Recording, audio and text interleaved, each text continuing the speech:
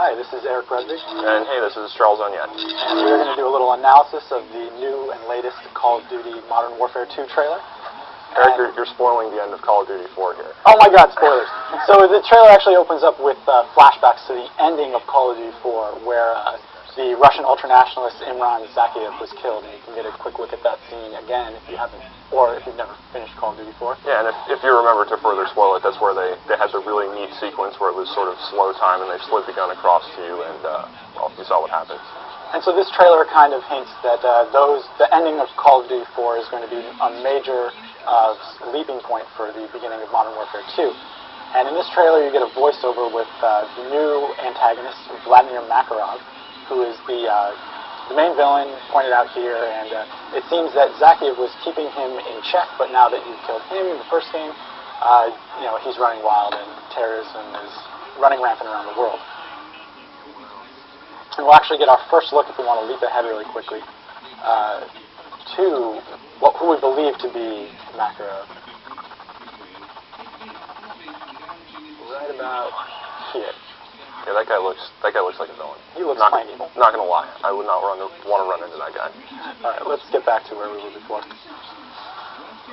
Okay, so in this environment though, so this is Rio, right? I mean, they say that in the trailer, yep. But so that's one of the locations you're going to be going to, and basically from what we know so far, it's going to be a much more open environment than what people may have seen in Modern Warfare, the first one. So it seems like it's going to be less linear, and there aren't going to be sort of these near infinitely respawning waves of enemies, so you're not just sitting there like hoping to get to the next invisible tripwire to trigger a checkpoint or something like that. It seems like you're going to have more choice as to where to go, and there'll be sort of a different combat setup in terms of waves of enemies. It also, from the looks of this trailer, appears there will be some different types of combat. Here we see riding a snowmobile, for instance. For instance, and being just on a after snowmobile. this, you'll get to see, going underwater and swimming, or things like this. So it looks like the gameplay will be a little bit more varied than in Call of Duty 4.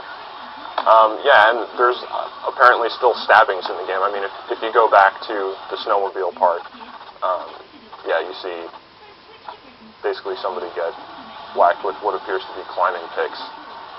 Right there. Yeah, that looks like it hurts. Yeah, so, yeah, various stabbing implements, so it seems like, because that was sort of a cool thing about Modern Warfare, was being able to, well, I mean, stab people.